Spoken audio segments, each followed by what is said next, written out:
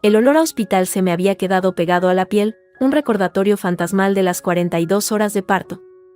Al cruzar el umbral de nuestro piso en el barrio de Salamanca, con Lucas empaquetado en su Moisés como un frágil paquete, lo primero que me golpeó fue otro olor, el de un guiso pesado, aceitoso. Ajo, cebolla y algo más, algo que me cerró la garganta. Por fin en casa. La voz de Carmen, mi suegra, cortó el silencio del recibidor como un cuchillo. Avanzó, sus brazos abiertos excluyéndome a mí para dirigirse directamente al bebé. Ven a tu abuela, cielo. Dios mío, qué pequeño. Javier, ¿has visto qué pequeño? Mi marido, Javier, dejó mi maleta en el suelo con un suspiro. Llevaba una corbata deshecha y unas ojeras que rivalizaban con las mías. Sí, mamá. Lo vi nacer, ¿recuerdas? Va, los padres no sabéis ver estas cosas. Carmen ya tenía a Lucas en sus brazos, meciéndolo con un movimiento exagerado. Lo importante ahora es la recuperación. Ariadna, tú directa a la cama. He preparado el cuarto de invitados. Más tranquilo para ti. Parpadeé. El cuarto de invitados. Pero nuestro dormitorio. Javier necesita descansar para trabajar, hija. Y el bebé estará mejor conmigo, al lado, en la habitación de al lado. Para las tomas ya te despertaré. Sentí un vacío en el estómago, más profundo que el hambre. Miré a Javier, buscando un rescate, una complicidad. Él estaba revisando el móvil, la pantalla iluminando su rostro cansado. Javi. Tu madre tiene razón, Ari. No alzó la vista. Tienes que recuperarte. Y yo con el lanzamiento del nuevo proyecto. Necesito dormir algo, aunque sean 4 horas seguidas.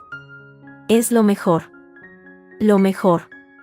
La palabra resonó en mi cabeza, hueca. Llevaba 2 días con puntos, dolorida, con un ser humano que dependía de mí pegado al pecho, y lo mejor era que me exiliaran al cuarto de invitados. Carmen sonrió, una victoria silenciosa en sus ojos castaños. Así se habla. Ahora, Javier, ayúdala a subir. Yo llevo a este príncipe a conocer su nueva casa.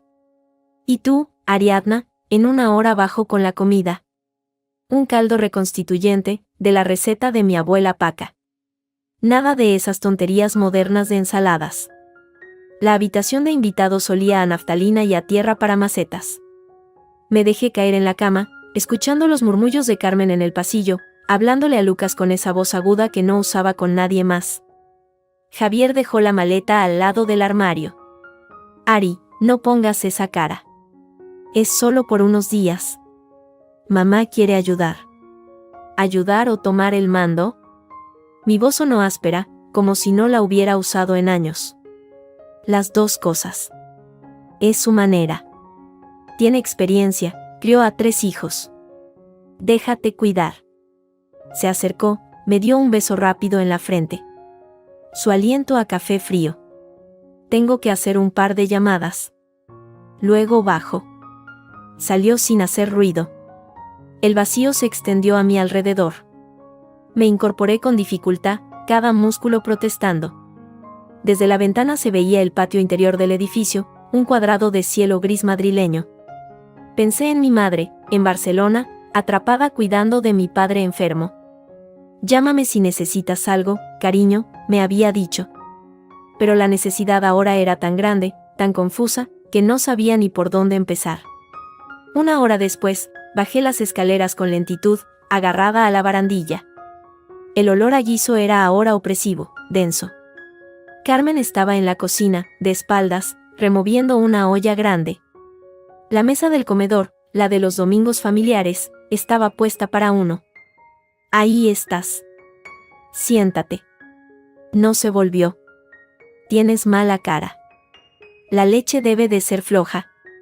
Esto te pondrá las pilas. Colocó ante mí un plato hondo. El caldo era turbio, marrón, con grumos de grasa flotando en la superficie y unos fideos gruesos, irreconocibles. Un vapor espeso subía de él. Cogí la cuchara. La primera sorbo me quemó los labios. La segunda me detuvo el corazón. Era sal. Sal pura, concentrada, Un muro marino que me secó la boca y me hizo toser al instante. No era un caldo. Era un disparate. ¿Qué pasa? Carmen se apoyó en el borde de la mesa, con los brazos cruzados sobre el delantal. Sus ojos no parpadeaban. Carmen, esto no se puede comer. Está salado. Demasiado. Intenté tomar agua, pero el vaso estaba vacío. Claro que está salado. Su tono era de paciencia exasperada. La sal fija los líquidos, ayuda a producir leche. Es lo de siempre. Vosotros los jóvenes, con vuestros libros y vuestros médicos, habéis olvidado la sabiduría de las abuelas. Tómatelo. Por el niño. Miré el plato. El vapor se iba. Las gotas de grasa se coagulaban. Por el niño. Un chantaje perfecto, envuelto en tradición. No creo que sea bueno. El médico dijo dieta equilibrada, sin excesos. ¿El médico? ¿Ese chaval que no ha parido ni un huevo? Soltó una risotada corta. Yo he criado a Javier, a Roberto y a Ana. Los tres sanos como robles. Toma. Empujó el plato unos centímetros hacia mí. En ese momento, Javier entró en la cocina, todavía hablando por el móvil. Sí, Miguel, el informe para mañana sin falta. Al verme, hizo un gesto con la cabeza y señaló el plato, como preguntando si estaba bueno. Una idea, brusca y llena de rabia, cruzó mi mente. No. No todavía. Déjalo, Javi. Tu madre me ha preparado algo especial, dije, con una voz que intenté suave. Cogí la cuchara y, bajo la mirada vigilante de Carmen, me llevé otra cucharada a la boca. El sabor salino me provocó arcadas, pero lo tragué. Sonreí, forzada. Está potente. Carmen asintió, satisfecha. Ya verás cómo mañana tienes mejor cara. Y más leche para mi niño. Javier, ya colgando, se acercó y me pasó una mano por el hombro. ¿Ves? Mamá sabe de esto. Se dirigió a la nevera y sacó una cerveza. A mí me crió a base de potajes, y mira. Mira. Le miraba. A mi marido, ausente, bebiendo cerveza mientras yo luchaba por no vomitar un caldo que sabía a castigo. Carmen comenzó a fregar la olla, tarareando. El sonido se mezclaba con el latido en mis sienes. Voy a subir a ver a Lucas, dije, levantándome. Las piernas me temblaban. Duerme si puedes, dijo Carmen sin volverse. Esta noche toca dar el pecho cada 3 horas. Te despertaré. Subí las escaleras, cada paso un esfuerzo. En el pequeño estudio que haría de cuarto del bebé, Lucas dormía en su cuna nueva. Su respiración era superficial, un leve susurro. Me apoyé en la pared, la boca todavía abrasada, la garganta seca. La sal no era para la leche. Lo supe entonces, con una certeza fría. Era una marca, un territorio. Era su manera de decirme que esta casa, este niño, esta vida, pasaban por ella. Y por su sal. Abajo, oí su voz, baja pero clara, hablando con Javier. Tiene que entender cómo se hacen las cosas aquí, hijo. No es como en Cataluña, con sus modos independientes. Aquí la familia es una. No escuché la respuesta de Javier. Quizás no hubo ninguna. Me deslicé por la pared hasta sentarme en el suelo, la frente apoyada en las rodillas. El dolor físico era una cosa. Esta guerra silenciosa librada con cucharas y caldos, era otra. Y yo, Ariadna, acababa de llegar a casa. Y ya había perdido la primera batalla. Pero no la guerra. No con mi boca todavía ardiendo por la sal de ella. La sal se me había instalado en la garganta. Una presencia constante, áspera, que ni el agua lograba disolver. Carmen se había erigido en comandante de la cocina, y cada comida era ahora una pequeña tortura. Un guiso de lentejas que parecía hecho con agua de mar. Una sopa de pescado que dejaba los labios resecos. Siempre con la misma sonrisa, el mismo mantre, es por la leche, Ariadna. Por el niño. Javier era un fantasma. Llegaba tarde, olía a oficina y a cansancio, y se derrumbaba en el sofá con el móvil en la mano. Otra vez potaje, mamá, era su único comentario, seguido de un suspiro resignado. Yo intentaba hablar, la primera noche, con el sabor salado aún en la lengua. Javi, la comida, está imposible. No puedo. Otra vez, Ari. Me miró por encima de la pantalla. Es la manera de hacerlo de mi madre. No es cordón bleu, pero alimenta. Come un poco, por favor. No montemos un drama el primer día. El drama. Yo tenía puntos en el periné, me dolían los pechos y lloraba a escondidas en la ducha, pero hablar de la sal en la sopa era montar un drama. Tragué saliva, que también sabía amarga. Carmen entraba y salía de la cocina con la radio puesta en una cadena de coplas antiguas, ahogando cualquier posible conversación. Al tercer día, decidí que necesitaba un arma. No podía ser mi palabra contra la suya. Su palabra tenía el peso de la tradición, de la experiencia, de la abuela sacrificada. La mía era solo la de una nuera agotada y quisquillosa. Mi oportunidad llegó por la tarde. Javier estaba en una videollamada de trabajo en el estudio, con la puerta cerrada. Lucas dormía una de sus breves siestas. Desde el rellano de la escalera, oía a Carmen en la cocina, tarareando, el sonido metálico de una cuchara contra la olla. Bajé los peldaños sin hacer ruido, en calcetines. Me detuve en la puerta de la cocina, entreabierta. Ella estaba de espaldas, frente a los fogones, removiendo una gran cazuela de barro.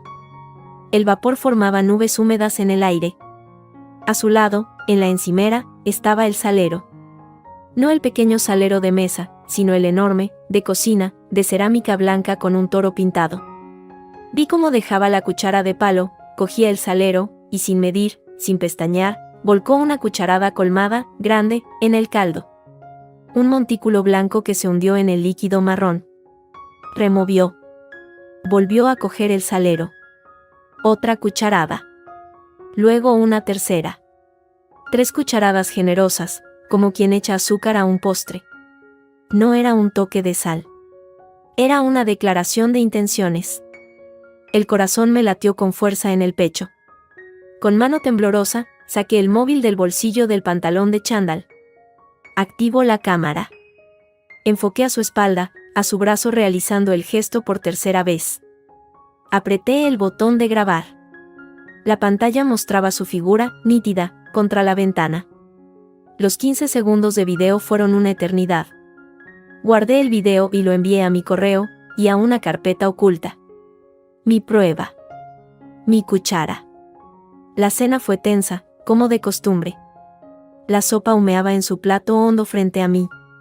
Javier hojeaba un informe mientras masticaba pan. Carmen me observaba desde el otro lado de la mesa, sus ojos como 2 puntos de interrogación.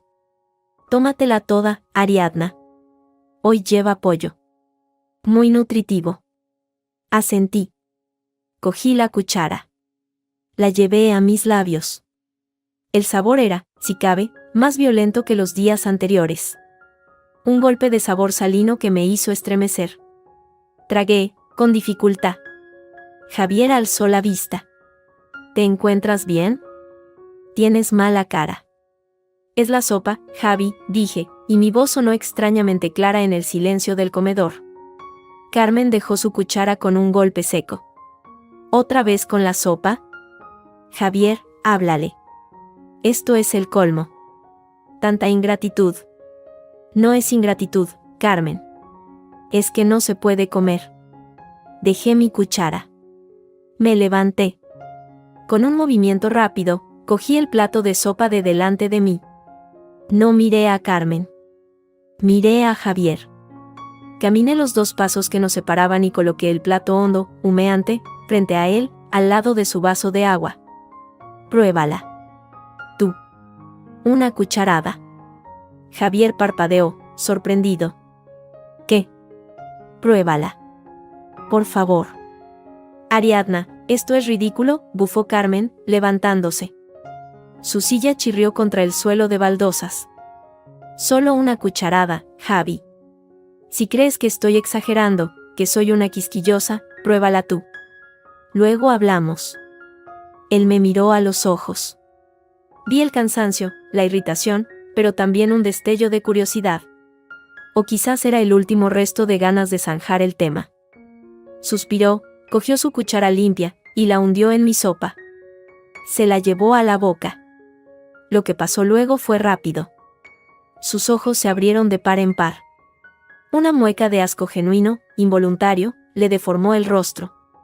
Tosió convulsivamente, apartándose de la mesa. Cogió su vaso de agua y bebió a grandes tragos, ahogando la tos. «Javier», gritó Carmen. Él bajó el vaso, jadeando, con los ojos llorosos por el esfuerzo. Me miró a mí, luego a la sopa, luego a su madre. «Madre, ¿qué le has echado a esto?» Está horrible. Sabe a agua del mar. Fue la confirmación. La simple, física, irrefutable confirmación. Ya no era mi palabra contra la de ella. Era el paladar de su propio hijo. Carmen se puso de pie tan rápido que su silla se cayó hacia atrás con un estruendo. Su rostro, antes pálido, se inundó de un rojo violento. «¿Cómo te atreves?» El grito no era para Javier, era para mí. Avanzó hacia mí, pero fue Javier quien se interpuso, todavía tosiendo. «Mamá. Esa es la gratitud», aulló ella, señalándome con un dedo tembloroso. «Te desvives por ellos, y esto es lo que recibes. Poner a mi hijo en mi contra. Con tus mentiras». «No es una mentira, madre», dijo Javier, y su voz tenía un tono que no le había oído antes. Firme. Cansado, pero firme. «He probado la sopa. Está salada. Demasiado. No se puede comer. ¿3 cucharadas de sal le has echado?» Carmen vaciló. Por un segundo, vi algo parecido al pánico en sus ojos. Luego, se endureció. Enderezó la espalda. «Sí. 3 cucharadas. Y las que hagan falta. ¿Tú sabes lo que es criar? ¿Tú sabes lo que necesita el cuerpo de una mujer después de parir? No. Estás ciego por esa mujer». Su dedo ahora apuntaba a Javier. «La sal fija los líquidos. Ayuda a producir leche. Es la sabiduría de toda la vida. La sabiduría que vosotros, con vuestros títulos y vuestro internet, despreciáis. Eso no es sabiduría, es una barbaridad», contestó Javier, frotándose la garganta. «Ariadna necesita alimentarse bien, no intoxicarse». «¿Intoxicarse?» La risa de Carmen fue corta, amarga. «A mí nadie se ha intoxicado. A ti te crié con caldos el doble de fuertes, y mira qué sano estás. El problema no es la sopa, Javier». Su mirada, cargada de veneno, volvió a posarse en mí. «El problema es que ella no quiere adaptarse. No quiere aceptar cómo hacemos las cosas en esta familia. En tu familia». El silencio que siguió fue espeso, cargado. Javier miraba a su madre, luego a mí. En su rostro se libraba una batalla, la lealtad aprendida durante 35 años contra la evidencia recién probada en su boca. «Las cosas se harán como diga el pediatra, madre», dijo finalmente, con una voz más baja. «Y Ariadna comerá lo que pueda y quiera. No más experimentos». Fue la primera vez. La primera vez que no cedió. Que no puso la paz familiar por delante de todo. Fue poco, casi nada, pero para mí en ese momento fue un muro. Carmen lo miró como si no lo reconociera. Su mandíbula estaba apretada. Luego, con un movimiento brusco, cogió el plato de sopa de delante de Javier y lo estrelló contra el fregadero. La cerámica se hizo añicos con un ruido seco, el caldo salpicó las paredes. «Pues que se cocine ella», espetó, y salió de la cocina. Sus pasos, fuertes y rápidos, subieron la escalera. Una puerta se cerró de un golpe en el piso de arriba. Javier y yo nos quedamos en la cocina, rodeados de los restos de la cena, del olor a caldo salado y a silencio roto. Él se pasó una mano por la cara. «Dios, Ari. Lo siento. No tenía idea de que estaba tan qué». Pregunté, mi voz apenas un susurro. No supo responder. Se encogió de hombros, un gesto de derrota. Miró los fragmentos de plato en el fregadero. «Limpiaré esto». ¿Tú, quieres que pida una pizza? Asentí, sin fuerzas para hablar. La victoria, si es que lo era, sabía a cenizas y a sal. Y arriba, en su habitación, Carmen lloraba. Lo oíamos, sollozos ahogados pero audibles, que se colaban por el techo. Eran lágrimas de rabia, de poder desafiado. Javier las oyó también. Miró hacia el techo, y en sus ojos vi la vieja culpa asomando, amenazando con borrar el breve instante de firmeza. Mi mano, en el bolsillo, apretó el móvil. La prueba estaba ahí. Pero ahora sabía que no bastaba con mostrarla. Carmen tenía otras armas, más antiguas y más sucias que un salero. Y Javier. Javier aún estaba a medio camino entre su madre y yo. Y el camino hacia mí estaba sembrado no de sal, sino de los escombros de un plato roto y el sonido de un llanto que él, desde niño, había aprendido a calmar. El silencio que siguió a la rotura del plato era diferente. No era la ausencia de sonido de antes, cargada de tensión, sino algo más pesado, venenoso. Carmen ya no tarareaba en la cocina. Sus pasos, arriba, eran lentos, deliberados. Javier se movía por la casa como un extraño, evitando mi mirada, especialmente después de que el pediatra, en la consulta del día siguiente, dijera con cara de asombro, ¿3 cucharadas de sal? Pero, señora, eso es peligroso. Puede subirle la tensión, deshidratarla. Nada de sal extra. Dieta normal, por favor. Carmen había asentido, con los labios apretados en una fina línea. No dijo, te lo dije. No hizo falta. Su mirada, clavada en mí mientras el médico hablaba, decía, ¿habéis preferido al chaval de la bata antes que a mí? Javier había intentado una mediación torpe, mamá solo quería ayudar, doctor, son costumbres antiguas. Pero las palabras sonaban huecas, incluso para él. Pasaron 2 días así. Comía lo que yo misma preparaba, rápido, de pie en la cocina mientras Lucas dormitaba en su hamaca. Carmen había abdicado de la cocina con pomposo desdén, como mi sazón no es de vuestro agrado, mejor que mande la experta. Javier cenaba fuera, por trabajo. Yo sabía que era, al menos en parte, para escapar de la Guerra Fría que había convertido el comedor en tierra de nadie. Fue durante una de esas tardes muertas, con Javier fuera y Carmen encerrada en su habitación, ahora pasaba horas allí, cuando decidí ordenar el pequeño cuarto de invitados que hacía las veces de trastero y futura habitación de Lucas.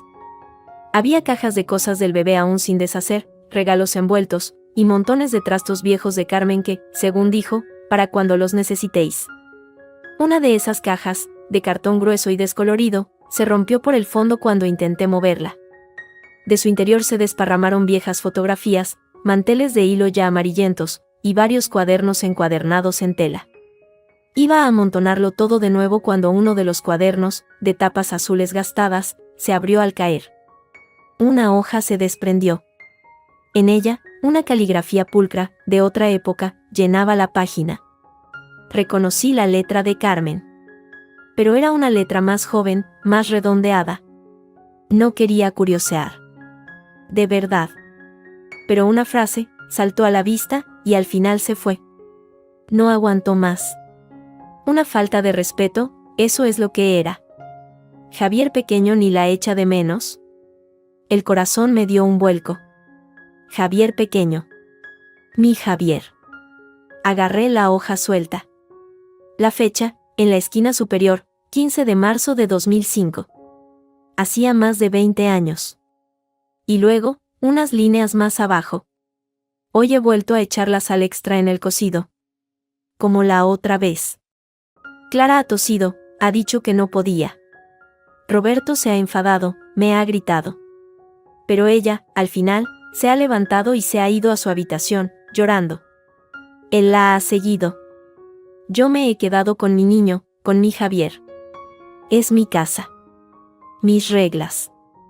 Si no le gusta mi sal, que se vaya. Y al final, se fue. Una semana después. Se llevó sus cosas y no volvió. Roberto no me habla, pero al menos esta casa vuelve a respirar en paz. La leche de Clara era aguada, pobre niño. Mi sal era para el bien de todos. Algún día lo entenderán. Me senté en el suelo, entre el polvo y las cajas. El aire se me escapó de los pulmones. Clara. Roberto. El hermano mayor de Javier, que vivía en Valencia y con el que apenas tenían contacto. Sabía que se había divorciado poco después de casarse, a los 2 años. Javier casi nunca hablaba de ello. No funcionó, decía. Clara no se adaptó. No se adaptó. A la sal. A ella. Con manos que temblaban, recogí el cuaderno. No era un diario íntimo de pensamientos. Era un registro meticuloso, casi administrativo, de afrentas y castigos. Páginas y páginas. Encontré más referencias a Clara. A sus modos de ciudad, a su falta de gratitud. Y siempre, la sal. La sal en la sopa, en la carne guisada, en las lentejas. Hoy, 3 cucharadas, como ayer. Ha vomitado. Bien hecho. Sentí un escalofrío que me recorrió la espalda. No era crueldad arbitraria. Era un sistema. Un método. Probado. Y había funcionado. Había expulsado a una nuera de esta casa. Y ahora, el método se estaba aplicando a mí. El cuaderno era la prueba de la premeditación. No era una sabiduría de abuelas. Era un arma. Escondí el cuaderno azul bajo el colchón de la cama de invitados. Mis manos olían a polvo y a algo peor, a la certeza de que estaba encerrada con una enemiga que tenía un manual de instrucciones para deshacerse de mí. Al día siguiente, sonó el timbre. Era Sofía, la prima de Javier, hija de la hermana de Carmen.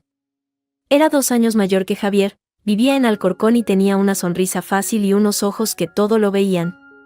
Venía a conocer a Lucas. ¡Ay, qué monada!, exclamó, tomando al bebé con soltura. Se parece a mi tío Manolo, ¿verdad, tía? Carmen, que había bajado a regañadientes, esbozó una sonrisa tensa. Tiene la frente de los Vázquez.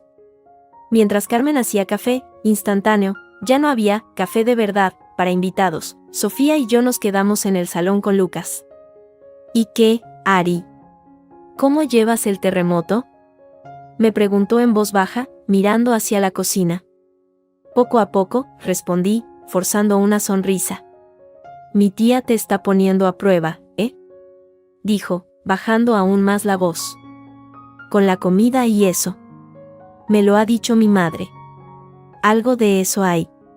Sofía hizo una mueca. No te lo tomes a mal. Bueno, sí, tómatelo a mal, pero no de la manera que crees. Con Clara, la primera mujer de Roberto, fue igual. Me quedé helada. ¿Igual? Claro. La guerra de la sal, le llamábamos nosotros. Hasta que la pobre no pudo más y se piró. Pero es que con mi tía Carmen, se inclinó hacia mí, susurrando. No está bien, ¿sabes? De la cabeza. Después de que mi tío Antonio murió, hace 15 años, se le agrió algo por dentro. Se obsesionó con la familia, con controlarlo todo. Con que nadie se lleve a sus hijos. Es como si los viera como de su propiedad. ¿Y nadie ha hecho nada?, pregunté, horrorizada. ¿Qué quieres que hagamos? Es muy suya, muy católica de misa diaria. Cree que el dolor y el sacrificio son virtudes. Que lo que hace es por el bien de la familia, aunque os ahogue a sal. Hablar de médicos, de psicólogos, para ella eso es de débiles, de gente sin fe. Dice que la oración y el sacrificio curan todo. Sofía puso los ojos en blanco. A Roberto casi le saca de quicio. Por eso se fue a Valencia y cortó el contacto. Javier. Javier siempre ha sido el bueno, el que no quería problemas. Y mira dónde estáis. En ese momento, Carmen entró con una bandeja. 2 tazas de café aguado. ¿De qué habláis tan calladitas? De lo duro que es el posparto, tía, dijo Sofía con una sonrisa brillante, cogiendo su taza. Menos mal que Ariadna te tiene a ti para ayudarla. Carmen asintió, satisfecha. Para eso está la familia. Para guiar. Aunque a veces la guía no sea del agrado de todos. Su mirada se posó en mí, desafiante. Sofía se fue media hora después, no sin antes apretarme la mano con fuerza y susurrarme: cuídate. Y vigila. En serio. Esas palabras me resonaron en la cabeza mientras, esa noche, fingía dormir. Javier roncaba a mi lado, exhausto. Arriba, Carmen estaría despierta, en su cuarto. ¿Rezando? ¿Planificando la siguiente dosis de sal? ¿Escribiendo en un nuevo cuaderno sobre la ingratitud de la nuera catalana? Saqué el cuaderno azul de debajo del colchón. A la luz tenue de mi móvil, hojeé otras páginas. Había más. No solo sobre Clara. Había anotaciones sobre los novios de su hija Ana, a los que también parecía haber ahuyentado con críticas constantes. Listas de ofensas, reales o imaginarias. Y siempre, la justificación, por el bien de la familia. Para que no se alejen. Cerré el cuaderno. No era solo una mujer desagradable. Era una mujer enferma, como había insinuado Sofía. Una enfermedad que se vestía de tradición y de amor materno, y que envenenaba ollas y vínculos con la misma meticulosidad. Y mi marido, el que no quería problemas, dormía a mi lado, ignorante de que su madre había escrito el manual de su primer matrimonio fallido, y estaba siguiendo el mismo guión para el suyo. La sal ya no era solo sal. Era el síntoma. Y yo tenía el diagnóstico, escrito a mano, en cuaderno azul. Pero saberlo no me hacía sentir más fuerte. Me hacía sentir más sola. Y más asustada. Porque ahora sabía con qué estaba lidiando. Y no era una suegra estricta. Era una obsesión con raíces profundas, regada con oraciones y defendida con Biblia en ristre. Y yo, Ariadna, estaba en el punto de mira. Y Javier seguía durmiendo. El bautizo de Lucas fue la tregua tensa, ficticia, que todos aceptamos. Carmen, de negro riguroso, con un broche de azabache, parecía la viuda piadosa de un cuadro antiguo. Yo, con un vestido que me quedaba holgado, aún luchando por sostener a mi hijo sin que me doliera todo. Javier, hecho un nudo de corbata y sonrisa forzada, hacía de anfitrión. La familia de mi marido llenaba 3 bancos de la iglesia de San Manuel y San Benito. La mía, un rincón del primero, mis padres, cansados, desde Barcelona. El padre Álvaro, joven y con aire de querer modernizar la parroquia, roció la cabeza de Lucas con agua bendita. El bebé durmió durante todo el rito. Yo contuve la respiración, esperando que terminase sin incidentes. Fue después, en el recibidor de la iglesia, con el vino español y los canapés, cuando la tregua se rompió. Carmen había tomado posición junto a la pila bautismal, recibiendo parabienes como si el mérito fuera solo suyo. Gracias a Dios, un niño sano, decía a una tía lejana. Ha sido duro, con lo delicada que es la madre, pero con oración y sacrificio, se saca adelante todo. La oía desde lejos, apretando la copa de agua mineral hasta que los nudillos se me pusieron blancos. Javier estaba al otro lado, hablando con unos primos. Mis padres, viéndome pálida, se acercaron. ¿Todo bien, cariño?, preguntó mi madre, con su mano en mi brazo. Sí, mamá. Solo estoy cansada. La abuela parece muy entregada, comentó mi padre, con la mirada fija en Carmen, que ahora mostraba a Lucas a un grupo de señoras como si fuera un trofeo.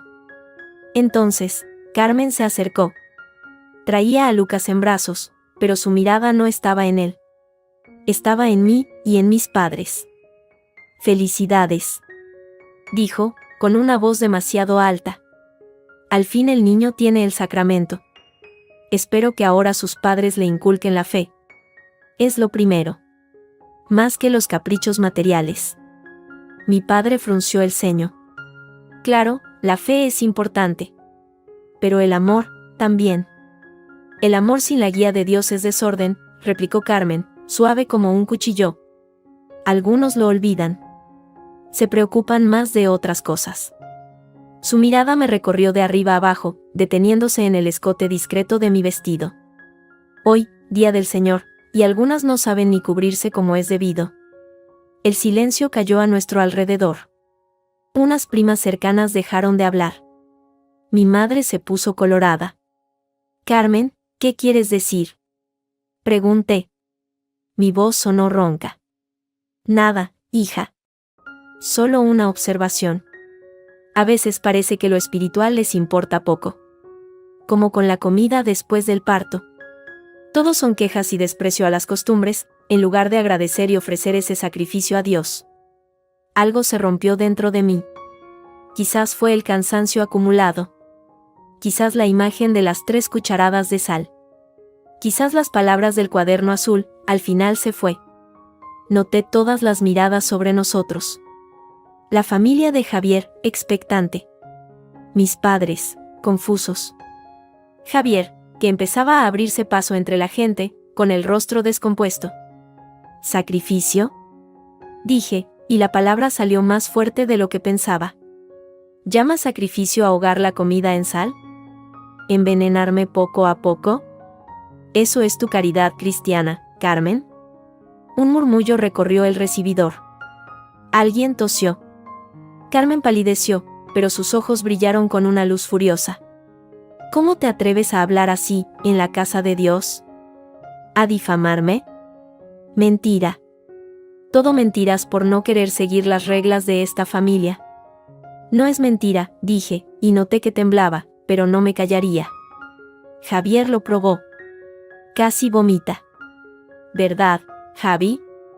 ¿O también eso es mentira? Todos los ojos se volvieron hacia mi marido. Él estaba petrificado, a medio camino entre su madre y yo. Su boca se abrió, pero no salió sonido. No, no hace falta traer esto aquí, Ari, logró decir, en un susurro ronco. Claro que no. Estalló Carmen, aprovechando la duda de su hijo. Trae aquí tus sucias acusaciones para manchar este día. ¿Dónde está tu respeto? ¿Tu fe? Eres una descreída ingrata. El padre Álvaro, alertado por el alboroto, se acercó con su sonrisa conciliadora. Señoras, por favor, un poco de calma. Este es un día de alegría. Cualquier desacuerdo se puede hablar con paz y amor. Carmen se volvió hacia él, y de repente, sus lágrimas parecieron brotar a voluntad. Padre, usted perdone. Es mi nuera. No sigue nuestras costumbres, desprecia nuestra fe, y ahora me acusa de intentar hacerle daño, por seguir la tradición. Por querer ayudarla. Tomó aire, dramática. ¿Acaso no dice la Biblia, honrarás a tu padre y a tu madre? ¿Dónde está el honor hacia mí, que soy como una madre para ella? ¿Dónde? El padre Álvaro, incómodo, me miró. Hija, el respeto familiar es muy importante. Quizás hay malentendidos que... No hay malentendido, padre, la interrumpí, clavando la mirada en Carmen. Hay 3 cucharadas soperas de sal en cada comida. Hay vómitos. Hay un médico que dice que es peligroso. Y hay un diario donde su propia letra cuenta cómo usó la misma sal para echar de su casa a su otra nuera. ¿Eso también es tradición cristiana? El estupor fue general. Un suspiro colectivo. Vi el rostro de mi madre, horrorizado. El de mi padre, crispado. Entre la familia de Javier, algunas miradas bajaron, otras se clavaron en Carmen con nuevos ojos. Carmen pareció encogerse por un segundo, sorprendida de que supiera lo del diario. Luego, se irguió. Su llanto se secó al instante. Su voz bajó, se volvió fría, cortante. ¿Un diario? ¿Hablas de mis escritos privados, de mis penas? ¿Los has robado? Avanzó un paso. Eres no solo una mentirosa y una desagradecida. Eres una ladrona.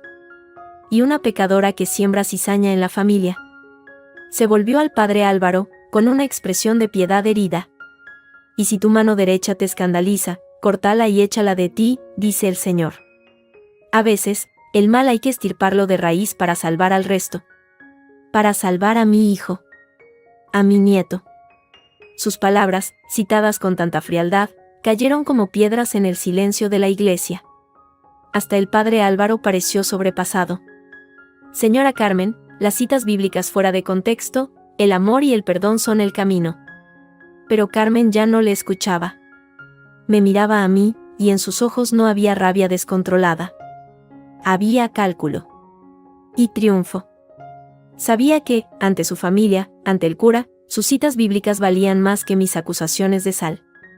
Se llevó a Lucas más cerca de su pecho, como escudándose con él. Fue entonces cuando Javier habló. Su voz, al principio temblorosa, ganó fuerza con cada palabra. Basta, madre. Basta ya.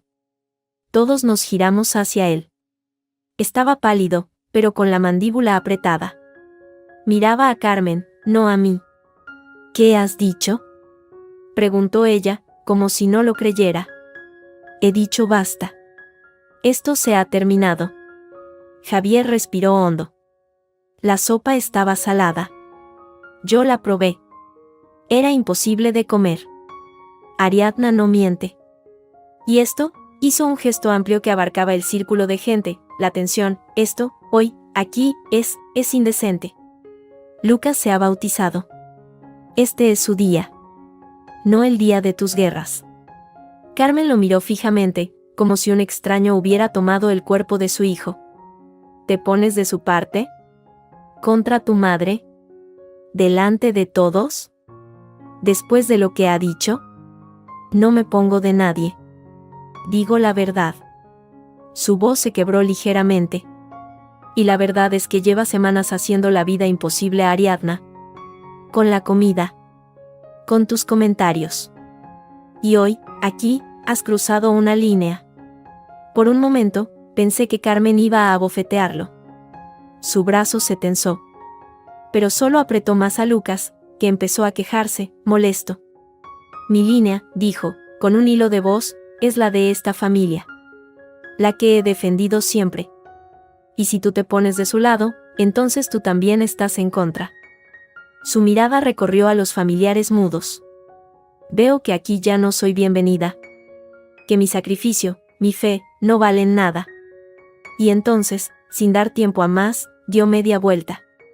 Con Lucas todavía en brazos, empezó a caminar con paso firme hacia la salida de la iglesia. Un camino de miradas que se abrían a su paso. Madre, gritó Javier. Pero ella no se detuvo. Carmen. El niño. Grité yo, dando un paso adelante. Ella se volvió solo un instante, en la gran puerta de madera. La luz de la calle la envolvía, haciendo de ella una silueta oscura. Es mi nieto, dijo, y su voz resonó en el vacío del templo. Cuidaré de él. Vosotros tenéis mucho de qué hablar. Con Dios y entre vosotros. Y salió. Se la llevó. Salió de la iglesia con mi hijo en brazos.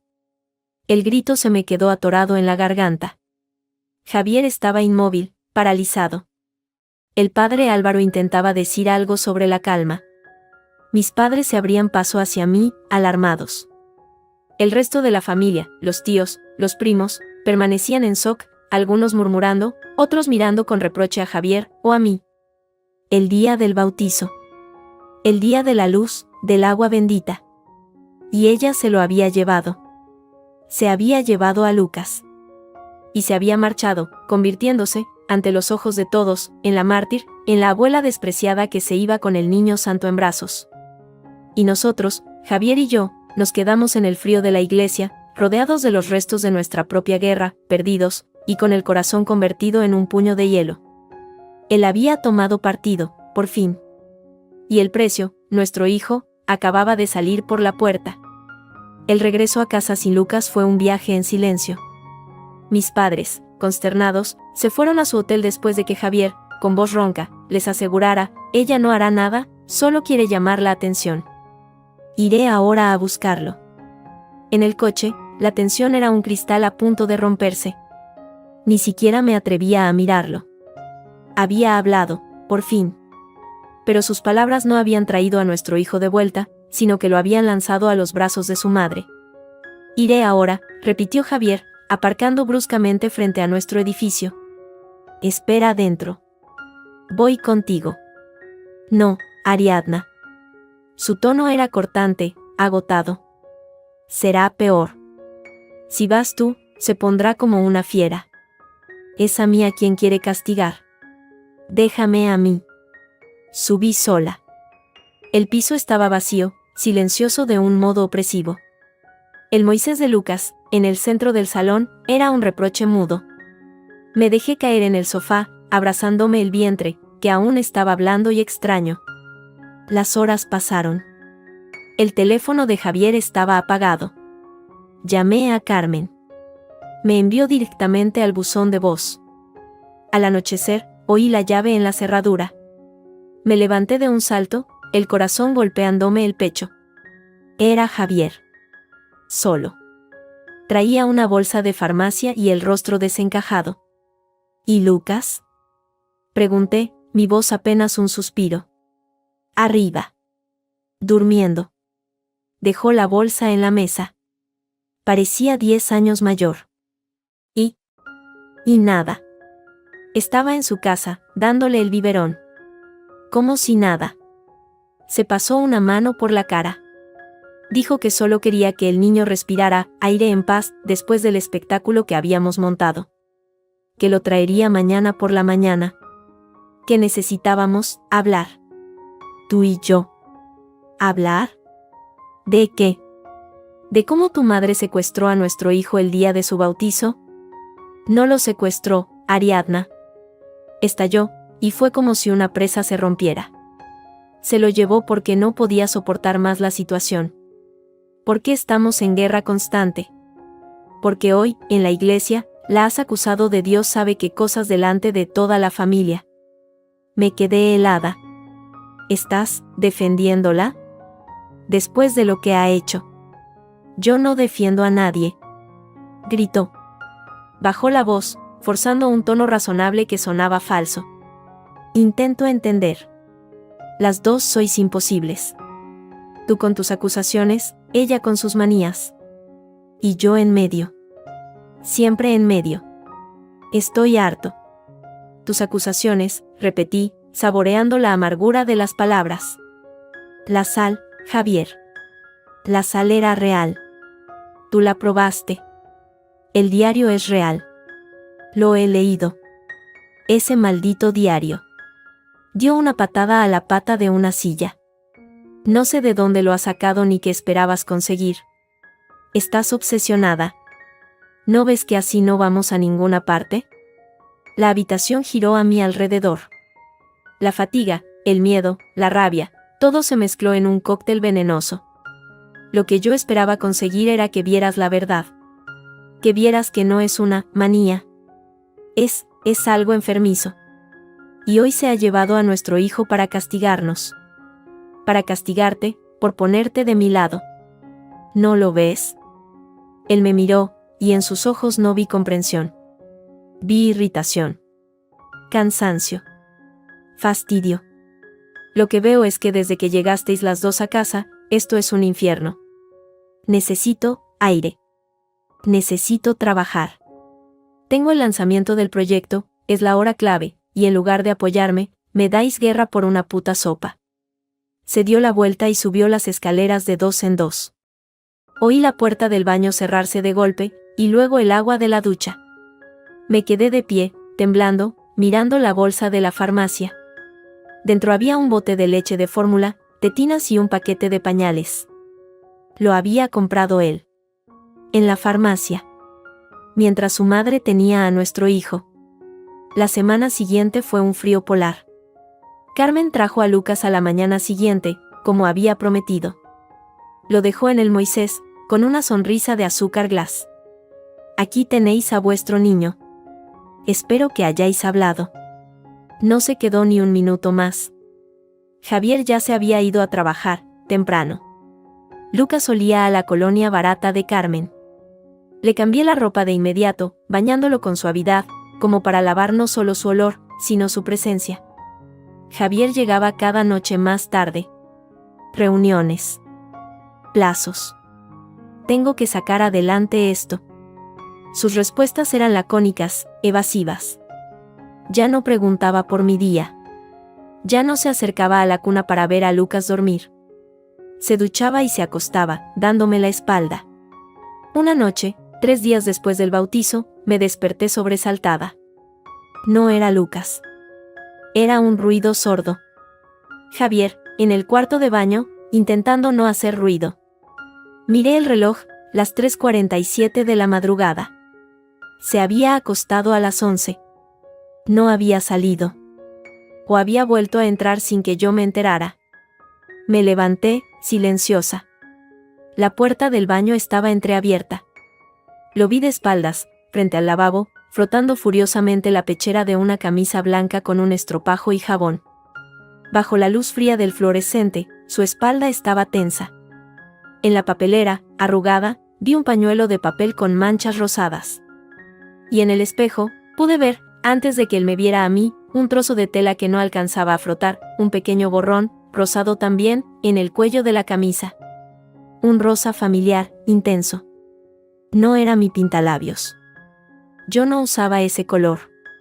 Él levantó la vista y nuestros ojos se encontraron en el espejo. Los suyos estaban inyectados en sangre, y en ellos vi pánico, luego rabia, y finalmente un desafío mudo. Bajó la mirada al acto, siguió frotando.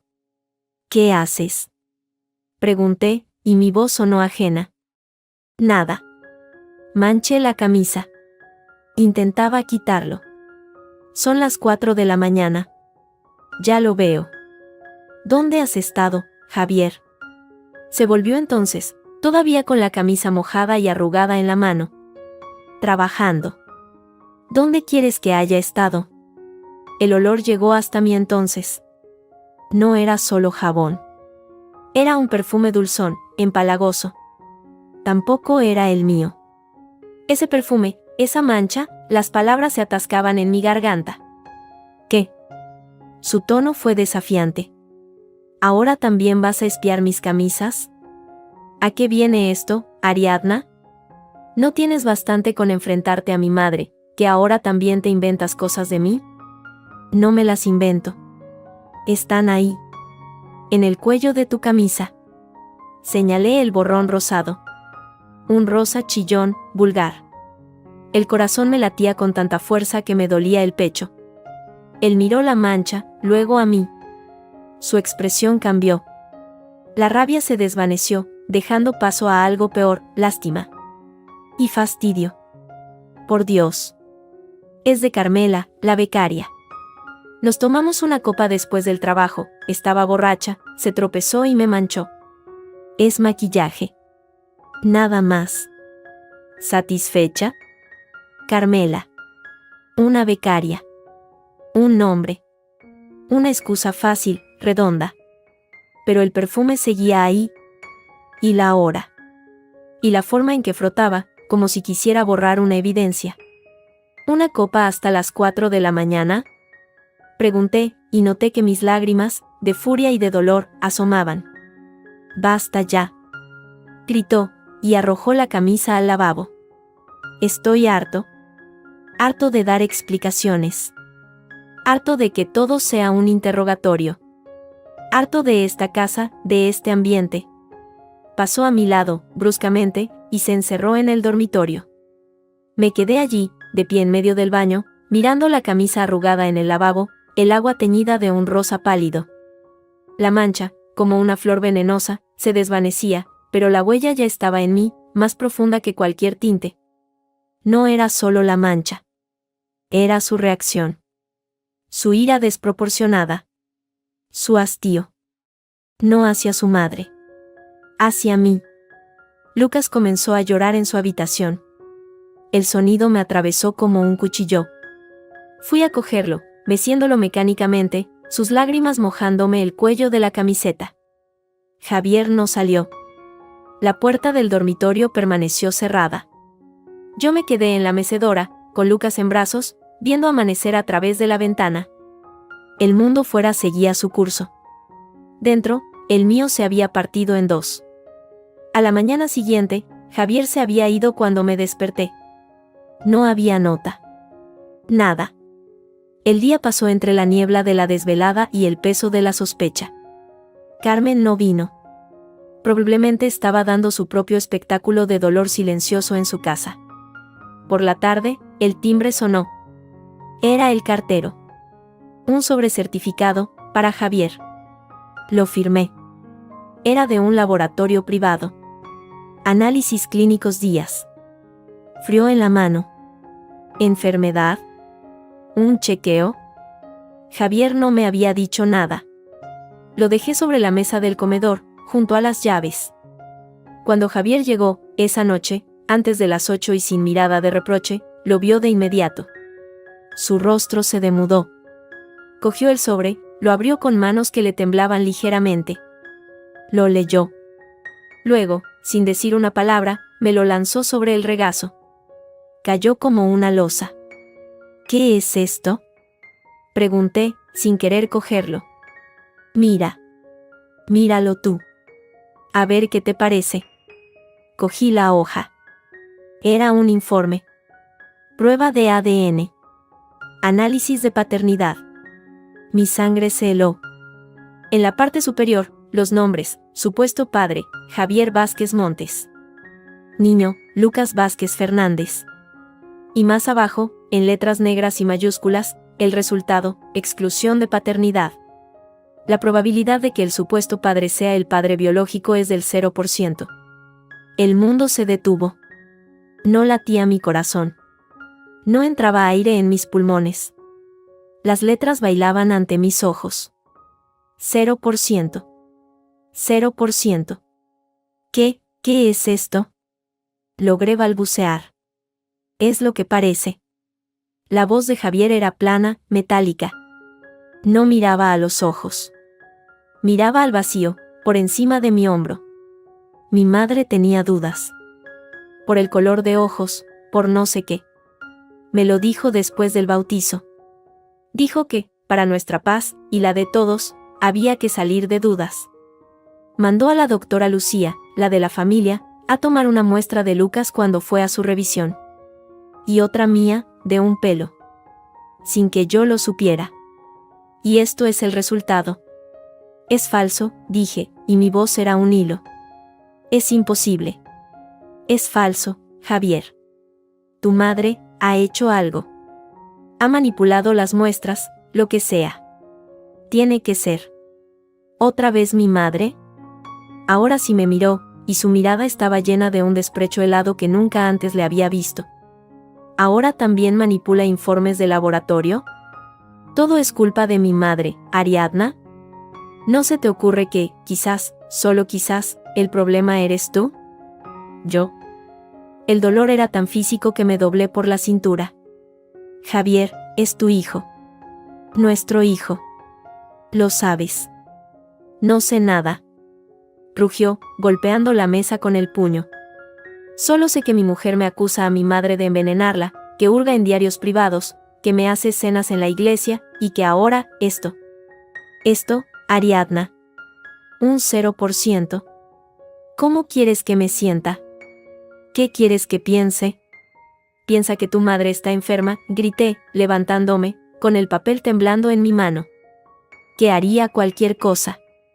Cualquier cosa para separarnos. Como hizo con tu hermano. Como intenta con nosotros. Esto es otra de sus trampas. La puerta de la calle se abrió entonces, con suavidad. Carmen entró. No había llamado al timbre. Debía de tener llave. Llevaba un abrigo negro y una expresión de profunda tristeza. Sus ojos fueron directamente al papel que yo sostenía, luego al devastado rostro de su hijo. He sentido gritos, dijo, con voz suave, de lástima. He venido a ver si podía ayudar. Su mirada se posó en mí, y ya no había tristeza, solo una fría evaluación. ¿Ya lo sabes? Lo siento, hija. Lo siento por todos. ¡Qué cruz más grande! Tú, dije, señalándola con el informe. Tú has hecho esto. ¿Cómo? ¿Cómo has podido? Ella no se inmutó. ¿Yo? La doctora Lucía tomó las muestras. El laboratorio emitió el resultado. Yo solo quería la verdad, por dura que sea. Para que mi hijo no viva una mentira. Se acercó a Javier y puso una mano en su brazo. Él no la rechazó. Pobrecito. Lo siento tanto, hijo mío. Javier se dejó tocar. Su mirada, perdida, iba de mí al papel y a su madre. La duda, como una mala hierba, ya había echado raíces profundas en su rostro.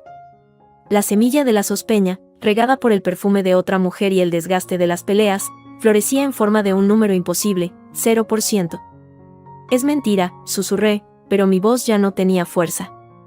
Solo desesperación. Carmen sacudió la cabeza, con una pena de ópera. La ciencia no miente, Ariadna. A veces el corazón nos juega malas pasadas. Pero la verdad siempre sale. Ahora solo queda ser fuertes, y pensar en el niño. En lo mejor para él. Y allí estaban. Ellos dos, de pie juntos, unidos por el informe falso, por la traición imaginaria, por la sombra de un lápiz de labios que yo aún olía en el aire. Y yo, al otro lado de la mesa, con el papel que decía que mi hijo no era de mi marido, y con la certeza absoluta, más fría y más clara que nunca, de que había caído en la trampa perfecta. Carmen no necesitaba envenenarme con sal. Había envenenado la única cosa que me unía a Javier, la confianza. Y Javier, mi marido, la estaba mirando a ella, buscando consuelo, mientras yo, con nuestro hijo en brazos dentro de la habitación, me convertía, ante sus ojos, en la gran mentira de su vida. El 0% era un muro. Un muro de hormigón que Javier había levantado entre nosotros de la noche a la mañana. No me gritaba. No me acusaba abiertamente. Simplemente se había retirado a un territorio de silencio helado y miradas vacías. Dormía en el sofá del estudio. Hablaba solo de lo imprescindible: pasa la sal de mesa, irónicamente, Lucas llora, he pagado la factura. Carmen, en cambio, florecía. Venía a diario, no ya como invasora, sino como salvadora. Era la abuela comprensiva que cuidaba al pobre nieto mientras sus padres estaban inmersos en una terrible crisis. Era la madre que apoyaba a su dolido hijo, trayéndole sus platos favoritos, sin sal extra, ahora todo era soso y correcto, y susurrándole palabras de consuelo que yo solo alcanzaba a oír en fragmentos: tiempo lo cura todo, la verdad duele, pero libera. El informe del laboratorio estaba en un cajón del salón.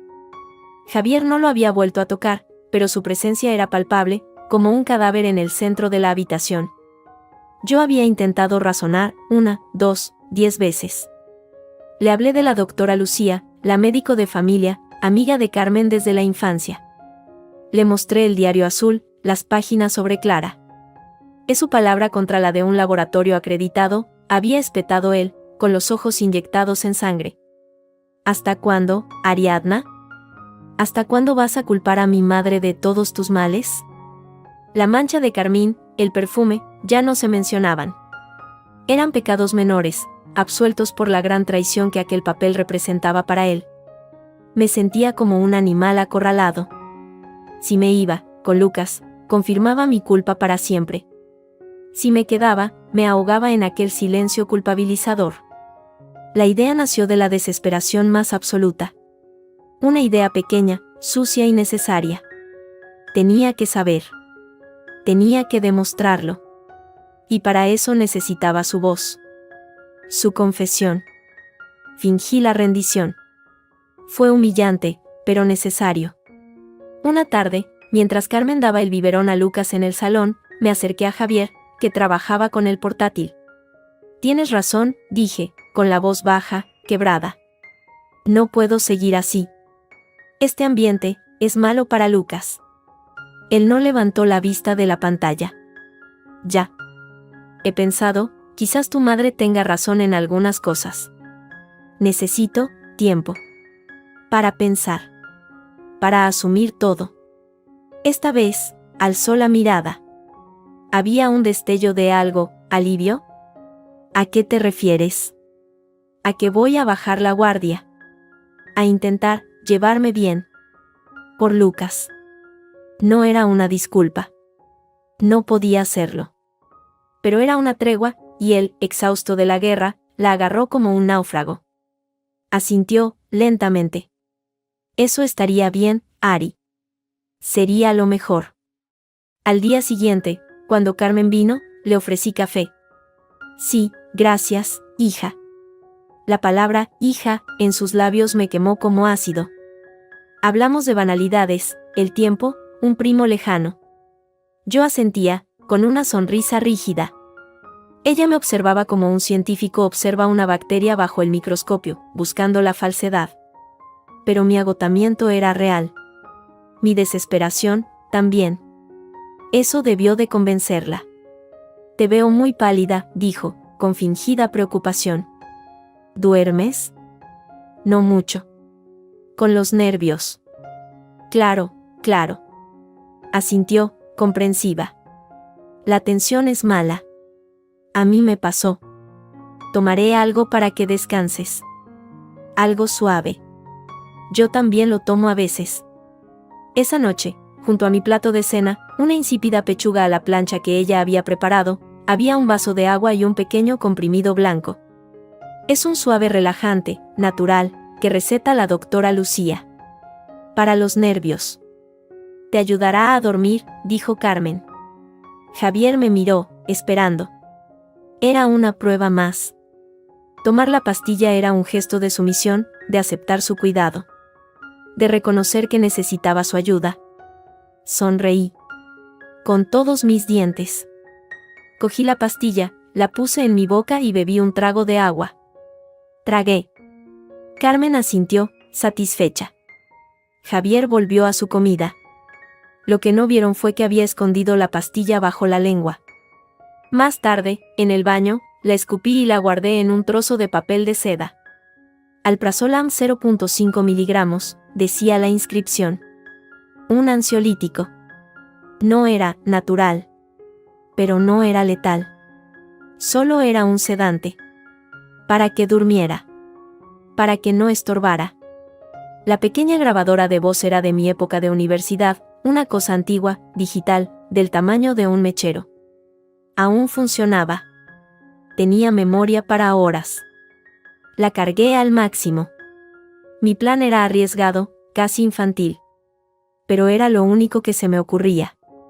Esperé a un día en que Carmen anunció que se llevaba a Lucas a dar un paseo, para que tomara el aire. Javier estaba en la oficina. Tenía 1 hora, quizás 2. Subí a su habitación, la que había sido de invitados y ahora era su territorio permanente.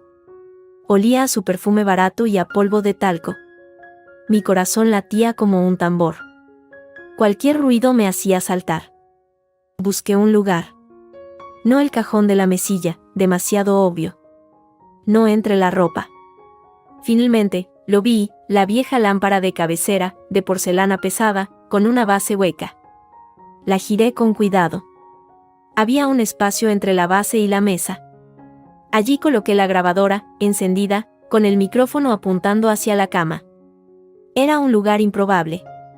Y desde allí, captaría cualquier conversación en la habitación. Volví a bajar, las manos temblando. Había hecho mi jugada. Ahora solo podía esperar. La oportunidad llegó 2 días después. Era sábado. Javier había salido a dar una vuelta. Desde el informe, sus salidas eran frecuentes y nunca explicadas. Yo me había tomado mi pastilla, bajo la atenta mirada de Carmen y había fingido un sopor profundo, retirándome a mi habitación. Oí cómo Carmen entraba, comprobaba que dormía, y luego salía, cerrando la puerta con suavidad. Minutos después, oí el timbre. Voces en la entrada. Una voz de mujer, mayor, parecida a la suya. Su hermana, Isabel. Vivía en Toledo, pero venía algún fin de semana. Subieron. Sus pasos resonaron sobre mi techo, dirigiéndose a la habitación de Carmen. La puerta se cerró. Contuve la respiración. Arriba, justo encima de mí, estaba la grabadora. No podía oír la conversación desde mi cuarto. Solo un murmullo apagado, algún tono más alto que se colaba por el suelo. La espera fue una agonía. 1 hora. Luego, pasos bajando. Despedidas en la entrada. Silencio. Javier no volvía. Carmen no bajaba. Debía de estar todavía en su habitación. Esperé hasta la noche. Hasta que oí a Carmen bajar a la cocina y ponerse a fregar.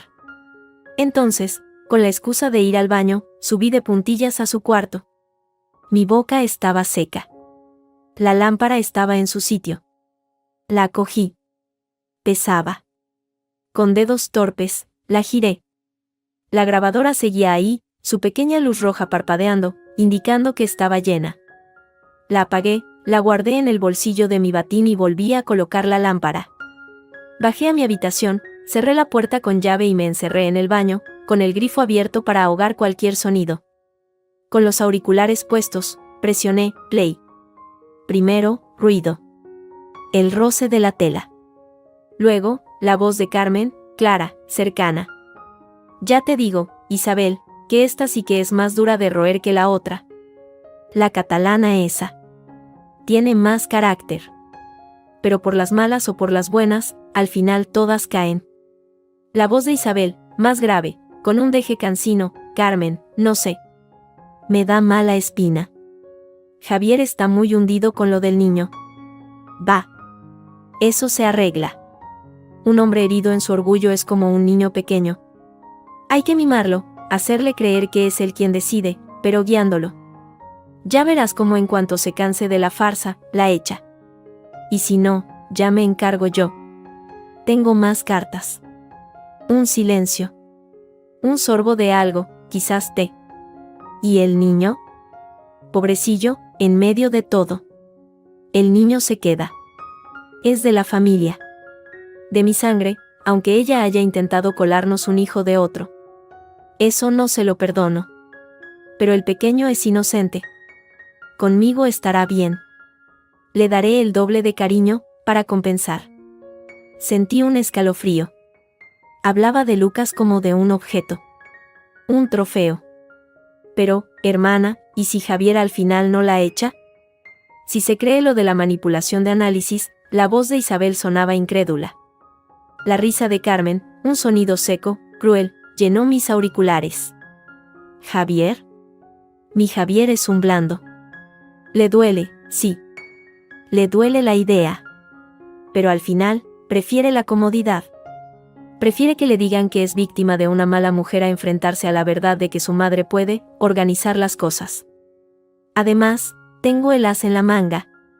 El as. La pastillita. La que le doy en la cena.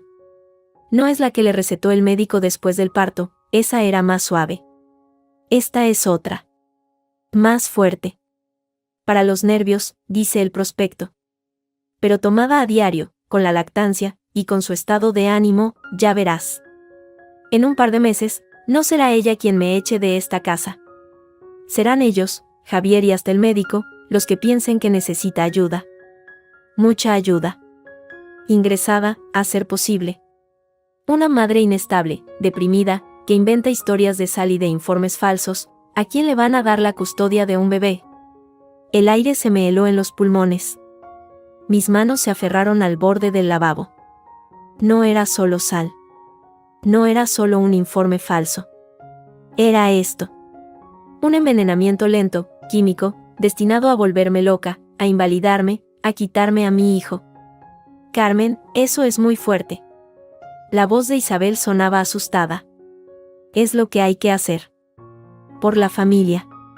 Para que todo vuelva a su sitio. Como con la otra, con la de Roberto. Esa solo necesitó un empujoncito. Esta necesita más persuasión. Pero caerá. Ya verás. Y cuando caiga, esta casa volverá a ser solo nuestra. Mía, de Javier y del niño. El audio continuaba, pero eran banalidades, comentarios sobre un primo, sobre la iglesia. Yo ya no escuchaba. Me arranqué los auriculares. Me miré al espejo. Estaba lívida. Temblando de pies a cabeza.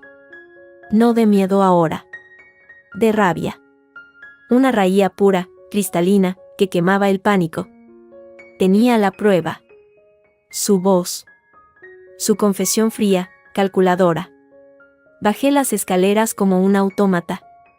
Carmen estaba en el salón, viendo un programa del corazón en la televisión. Me miró, y debió de ver algo en mis ojos, porque su sonrisa fingida se desvaneció. ¿Qué te pasa? Tienes mala cara. ¿Te sientes mal? Su tono era de preocupación profesional, de carcelera compasiva. Sin decir una palabra, pasé de largo. Fui al estudio. Javier estaba sentado en el sofá cama deshecho, mirando el móvil. Al verme entrar, frunció el ceño. ¿Qué? Tengo que enseñarte algo, dije, y mi voz sonaba extraña, metálica. Ariadna, no estoy de humor para más dramas. Esto no es un drama. Es la verdad. Puse la grabadora en la mesita de centro, frente a él. Presioné play. Y subí el volumen al máximo. La voz de Carmen, clara y despiadada, llenó la pequeña habitación. Esta sí que es más dura de roer que la otra. Javier se quedó inmóvil. Sus ojos se clavaron en el pequeño aparato. Escuchó. Escuchó todo. La confesión sobre el informe. Las cartas que le quedaban. Y luego, la parte de las pastillas. Esta es otra. Más fuerte, en un par de meses, no será ella quien me eche, una madre inestable, deprimida, ¿a quién le van a dar la custodia? Su rostro pasó del escepticismo a la confusión, luego a un horror que se extendió como una mancha. Se puso pálido, después ceniciento. Cuando la voz de su madre rió, esa risa seca y cruel, él dio un respingo, como si le hubieran pegado. El audio terminó.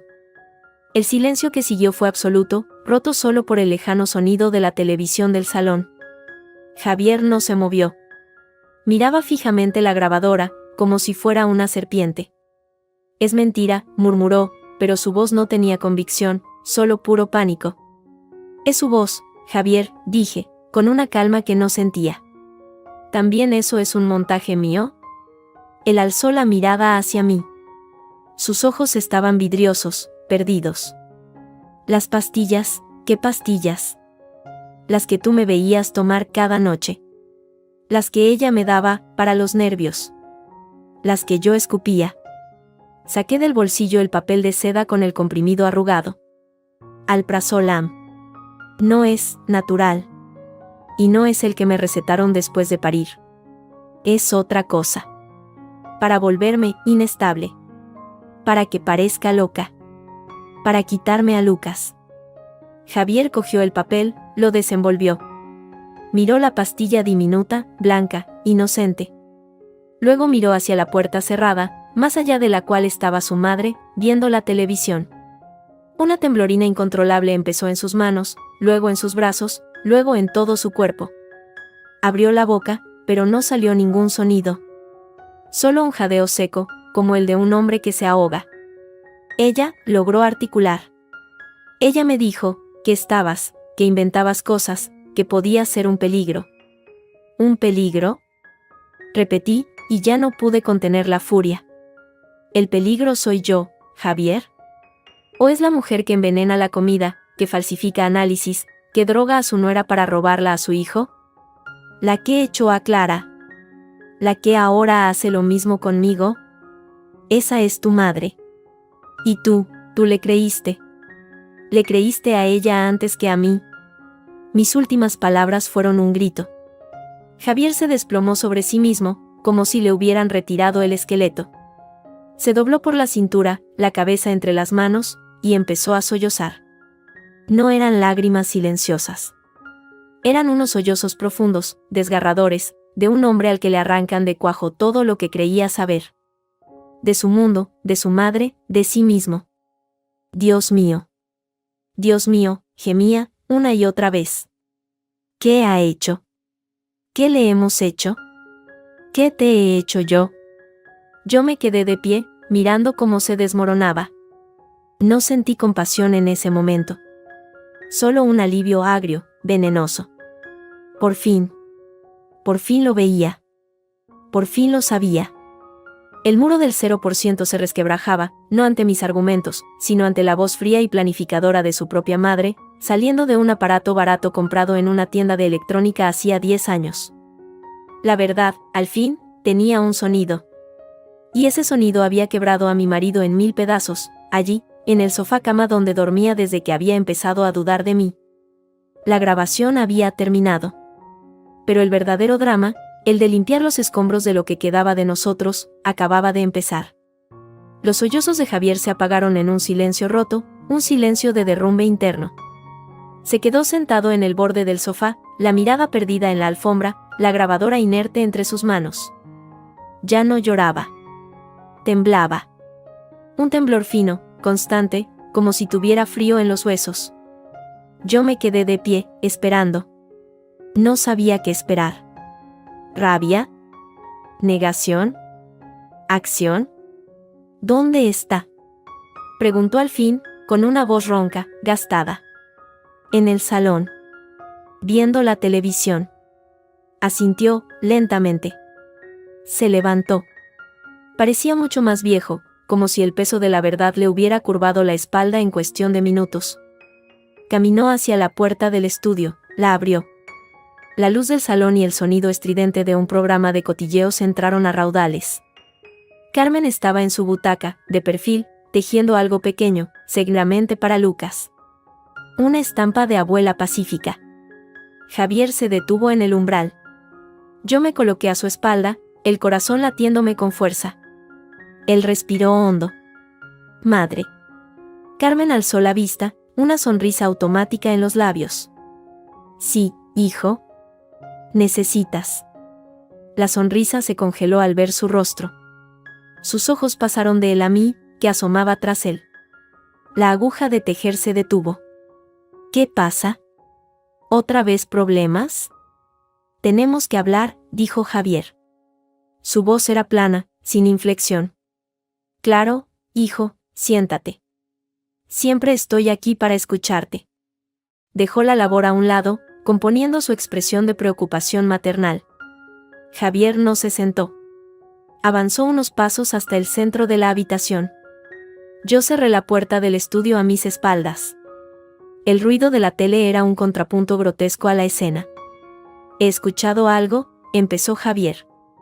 No podía mirarla a los ojos. Miraba un punto sobre su hombro. Algo tuyo. Carmen parpadeó. ¿Mío? ¿El qué, cariño? Él alzó la mano. En ella, la pequeña grabadora digital. Presionó el botón de play. Su propia voz, fría y calculadora, llenó el salón. Esta sí que es más dura de roer que la otra. Carmen se puso de pie de un salto, como si la butaca le hubiera quemado.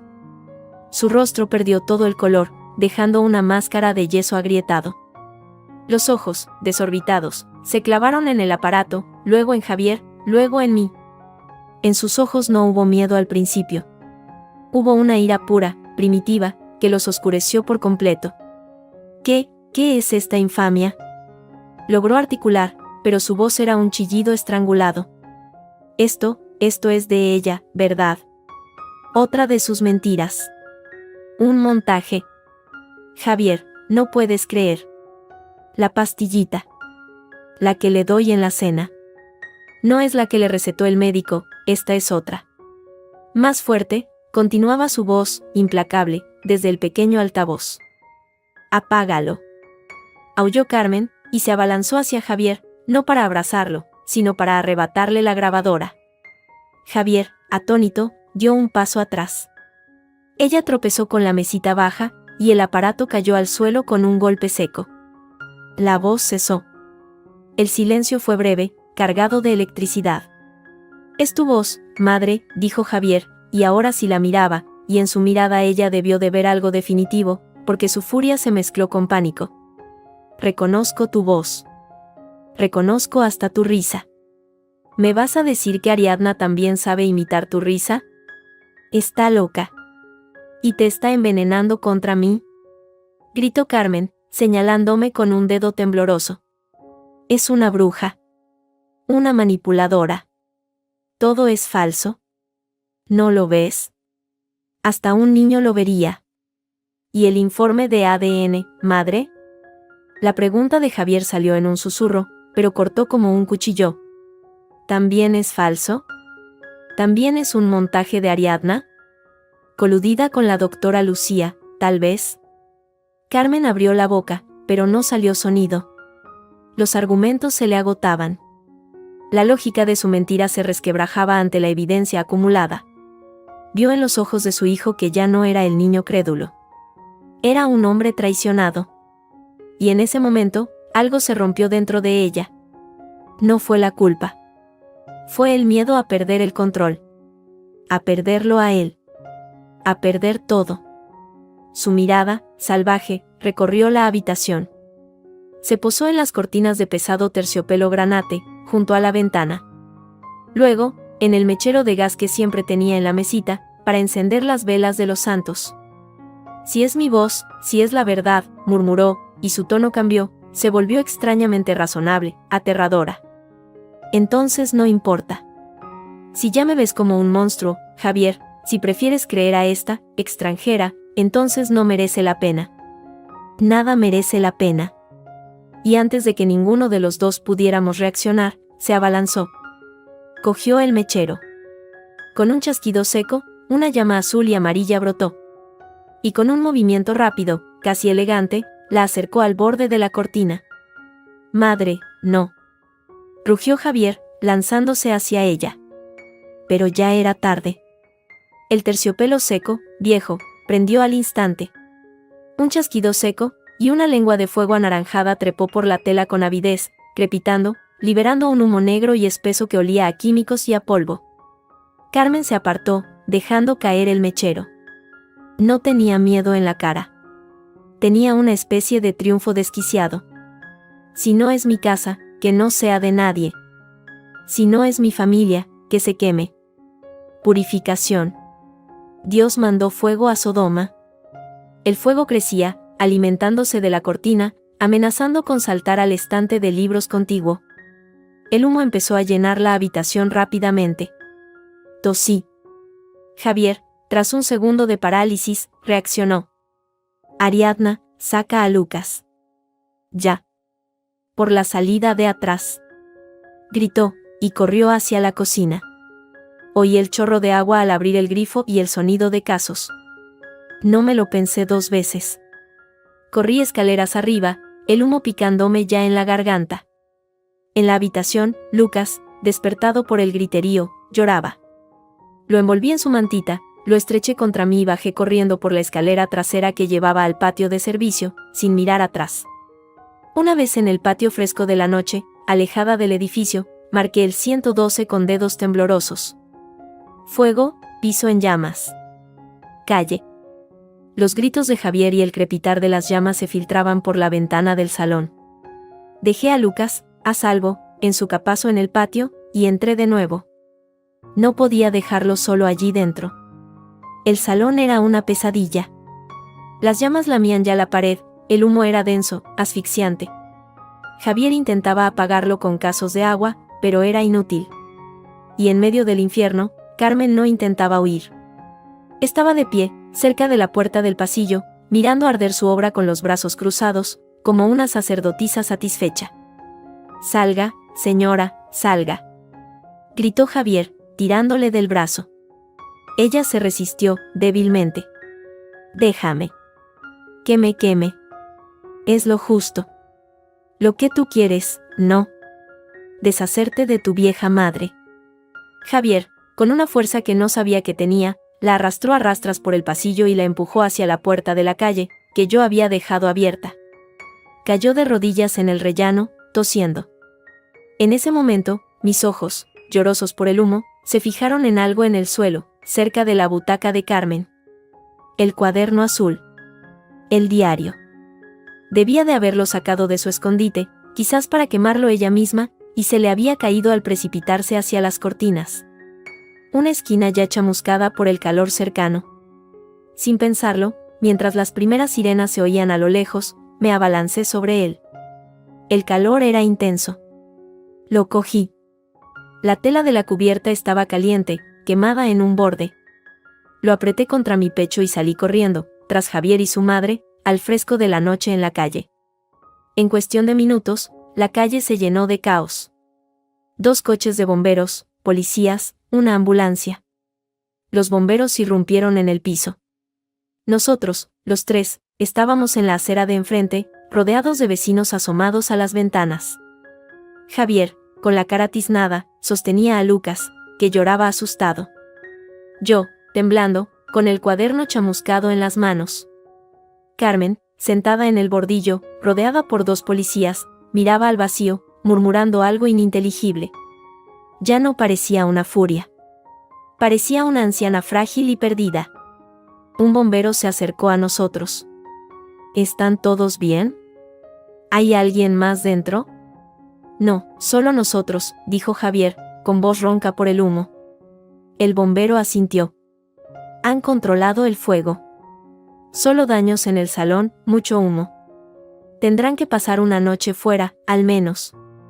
¿Necesitan la ambulancia? Negamos con la cabeza. Mis ojos se encontraron con los de Javier sobre la cabeza de Lucas. En ellos había un horror nuevo, una claridad devastadora. Su madre había intentado quemar la casa. Con todos dentro. Una agente de policía se acercó a Carmen. Señora, tenemos que hacerle algunas preguntas. Los vecinos dicen que la vieron prender el fuego. Carmen alzó la vista hacia ella. Sus ojos estaban vidriosos, pero su voz recuperó un hilo de firmeza. Fue un accidente. Una vela. Rezaba. Se cayó. No fue un accidente, dijo Javier, y su voz resonó con una firmeza que hizo callar a todos. Fue ella. Prendió las cortinas a propósito. Delante de mí. Y antes intentó envenenar a mi mujer. Y falsificó un análisis de ADN. Lo tenemos grabado. La agente y su compañero intercambiaron una mirada. La situación acababa de complicarse exponencialmente. ¿Tiene pruebas de eso, señor? Javier señaló la grabadora, que aún tenía en su otro bolsillo. Luego, sus ojos cayeron sobre el cuaderno que yo apretaba contra mí. Ariadna, susurró. El diario. Lo miré. La cubierta azul estaba ennegrecida en una esquina. Con dedos temblorosos, lo abrí. El calor y la humedad habían pegado algunas páginas, otras estaban carbonizadas en los bordes. Pasé las hojas con cuidado, bajo la mirada de los policías, de Javier, bajo la mirada vacía de Carmen.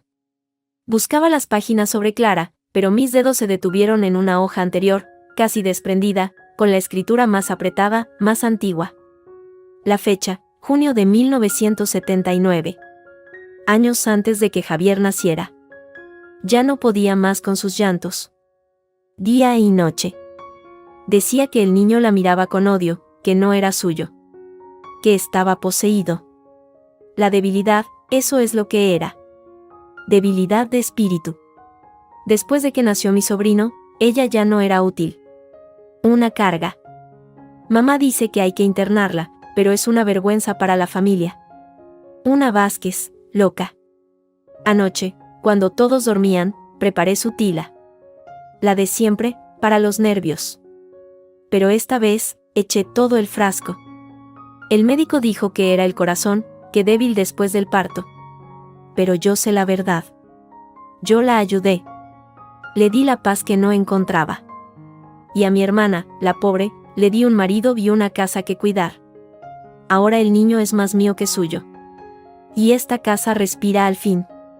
A veces hay que podar la rama enferma para salvar el árbol. Dios me perdonará. Lo hice por la familia.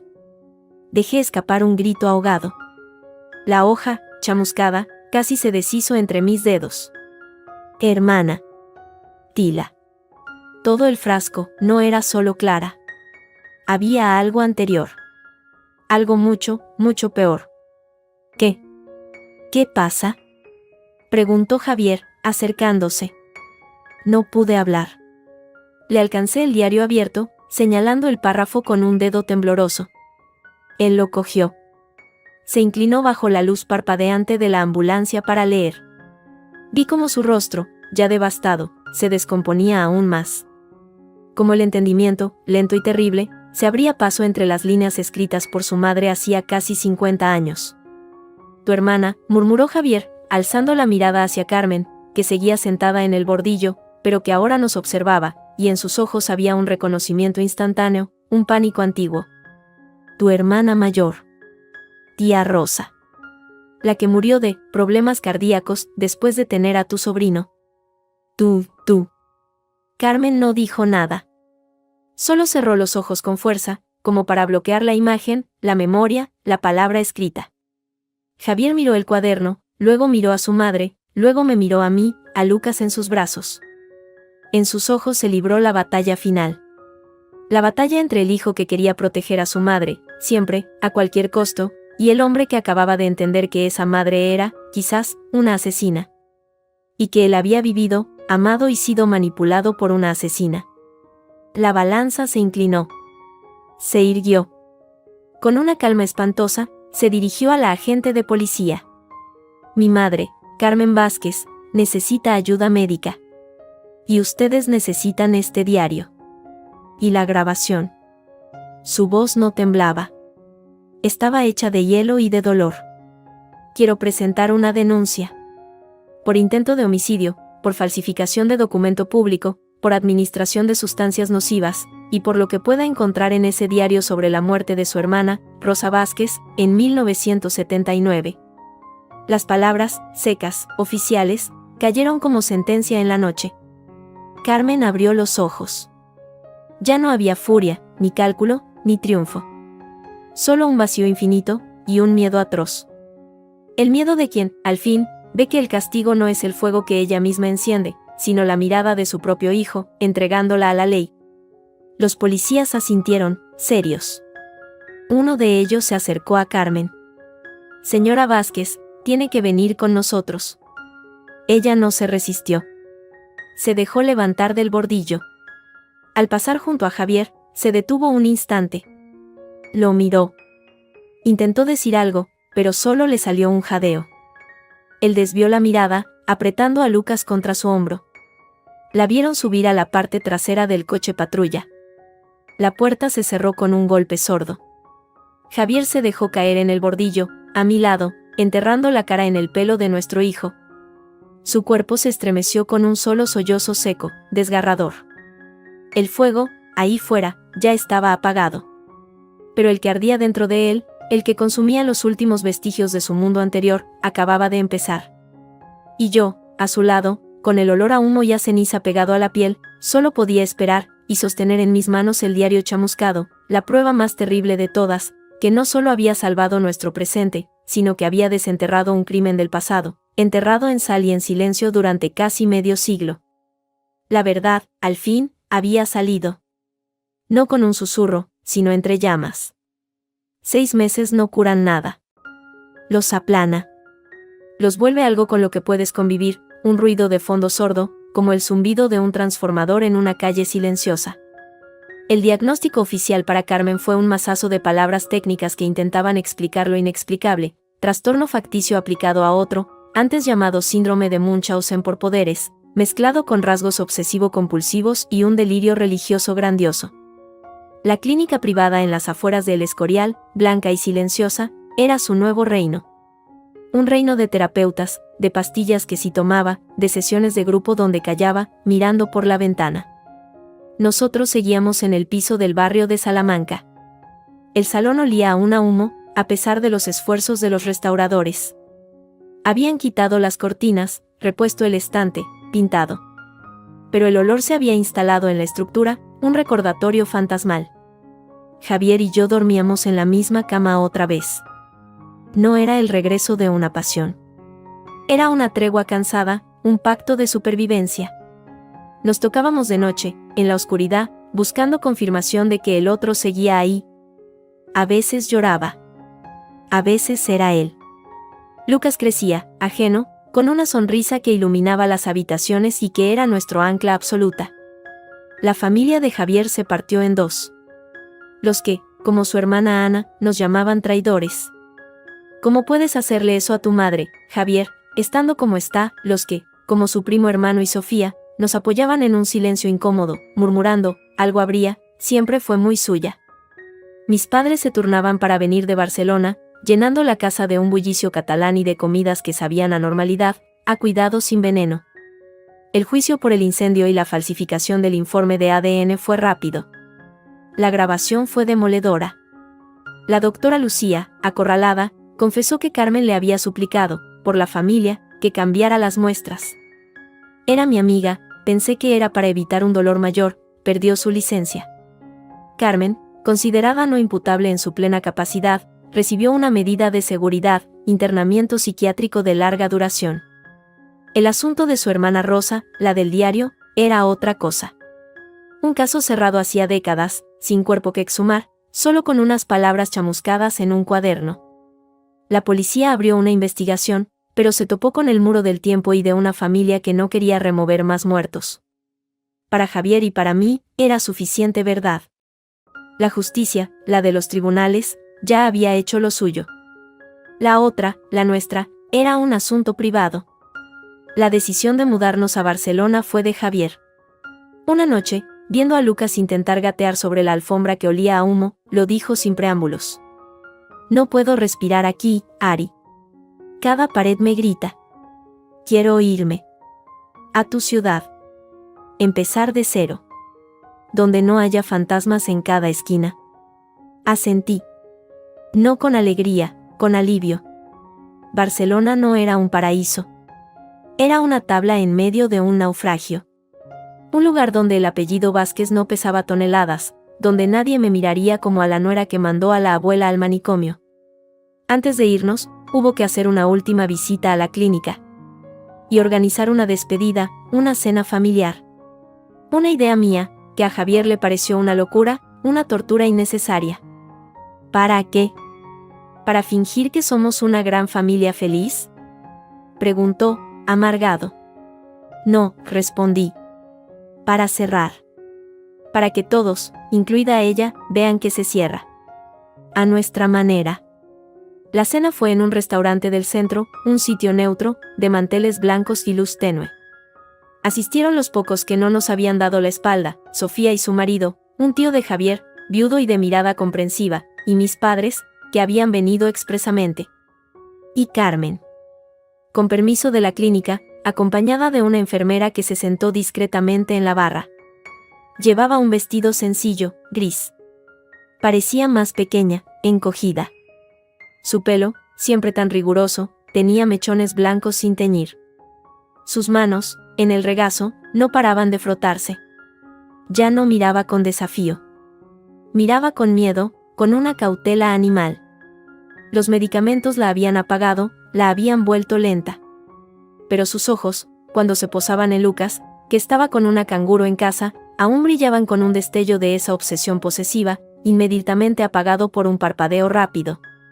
La cena transcurrió con una conversación forzada, sobre el tiempo, sobre el viaje, sobre lo bonito que era Barcelona. Carmen apenas hablaba. Comía lo que le ponían delante, sin protestar, sin comentar la sazón. Era esa sumisión química lo que más daba miedo. No era ella. Era su sombra medicada. Llegó el momento de los postres. Cafés. Yo me levanté. Todavía no hemos brindado, dije. Todos alzaron las copas, expectantes. Yo tenía la mía vacía. Fui hacia la mesa de servicio, donde había una gran sopera de porcelana blanca que había pedido al restaurante. Un gesto teatral, lo sabía. Necesario. La levanté y volví a la mesa. La coloqué delante de mi sitio, con un suave golpe. Antes de irnos, dije, y mi voz sonó clara en el silencio que se había hecho, hay algo que quiero hacer. Un brindis diferente. Todos me miraban, confusos. Javier tenía el rostro tenso. Mis padres, preocupados. Solo Carmen alzó lentamente la vista hacia la sopera, y en sus ojos desfiló un reconocimiento, un pánico antiguo. Cogí el salero de la mesa, de cristal tallado. Lo sostuve en alto, para que todos lo vieran. Luego, con movimientos deliberados, tranquilos, quité la tapa de la sopera. Dentro, un caldo claro, de pollo, humeaba ligeramente. 6 meses atrás, dije, mirando a Carmen, no a los demás, la sal era un arma. Un veneno disfrazado de tradición. Un castigo. Una prueba. Sumergí el salero y volqué una cucharada grande, colmada, de sal blanca en el caldo. El granizo blanco se hundió con un susurro. La mesa estaba en silencio absoluto. Sofía contuvo la respiración. 3 cucharadas, ¿verdad, Carmen? Pregunté, sin levantar la voz. ¿Cómo entonces? Como siempre. Volqué la segunda cucharada. Un montículo blanco se formó en la superficie antes de disolverse. Javier cerró los ojos. Mi madre extendió una mano hacia mí, pero mi padre la contuvo. Una para cada mentira, continué. Una para el caldo que no era nutritivo, era un castigo. Otra para el análisis de ADN que no era ciencia, era venganza. Cogí el salero por tercera vez. Todos los ojos, horrorizados, fascinados, me seguían. Los de Carmen, ahora, estaban llenos de lágrimas silenciosas que empezaban a resbalar por sus mejillas. No era el llanto teatral de antes. Era algo hondo, desgarrado. La tercera cucharada cayó en la sopera con un sonido más sordo. La sal ya no se disolvía tan rápido, saturaba el caldo. Y la tercera, dije, dejando el salero sobre el mantel con un clic seco. Para la pastilla que no era ayuda, era condena. Para el fuego que no era purificación, era destrucción. Respiré hondo. El aire olía a comida, a perfume, y a una tensión casi irrespirable. Cogí un cucharón limpio, serví un plato hondo de aquel caldo ahora irremediablemente salado. El líquido era turbio, con un brillo aceitoso. Lo llevé hasta delante de Carmen y lo coloqué frente a ella, con cuidado. Pero hoy, dije, y ahora mi voz tembló, no de miedo, de una emoción demasiado grande, hoy la sal no es un arma. Hoy es solo sal. Y este caldo no es un castigo. Es una invitación. Ella miró el plato como si fuera veneno. Lo que, en esencia, lo era. Sus manos temblaban sobre el mantel. No hace falta que lo bebas, Carmen, dijo Javier, con voz ronca. Había abierto los ojos. Hablaba a su madre, pero me miraba a mí, y en su mirada ya no había reproche, solo un dolor compartido y una comprensión profunda. Sí, dije yo, suavemente, dirigiéndome solo a ella. Si hace falta. Para ti. Para que sepas, de una vez, lo que ofrecías. Para que lo pruebes. Para que lo sientas. No para hacerte daño. Para que entiendas el daño. Carmen alzó la vista hacia mí. Las lágrimas le surcaban el rostro sin control. Su boca se movió, pero no salió sonido. Luego, con una lentitud que parecía un suplicio, cogió la cuchara.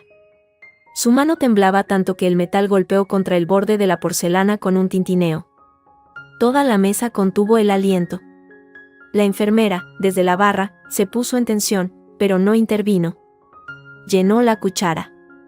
El caldo salado, un veneno que ella misma había inventado. Lo llevó a sus labios. Lo cerró alrededor del metal. Tragó. La reacción fue instantánea. Una mueca de asco absoluto, involuntario, le retorció el rostro. Tosió, se llevó la mano a la garganta. Sus ojos se anegaron aún más. Pero no escupió. No vomitó. Soportó la quemazón, la aspereza, el sabor a mar muerto que ella había querido que fuera mi alimento. Así sabía, susurré, mientras ella luchaba por tragar, por respirar. Así sabía cada comida. Así se sentía. Ella dejó la cuchara. Se desplomó sobre sí misma, los codos en la mesa, la cara escondida entre las manos. Y entonces, por primera vez, no lloró con rabia, ni con cálculo, ni para manipular. Lloró con un desconsuelo brutal, primitivo, el llanto de quien, al fin, se ve reflejado en el daño que ha causado y no puede soportar la imagen. Lo siento, logró decir, entre hipos y sollozos, la voz apagada por las manos. Lo siento, no lo sabía, no quería, es decir, sí quería, pero no así. Dios mío. Javier. Ariadna, lo siento.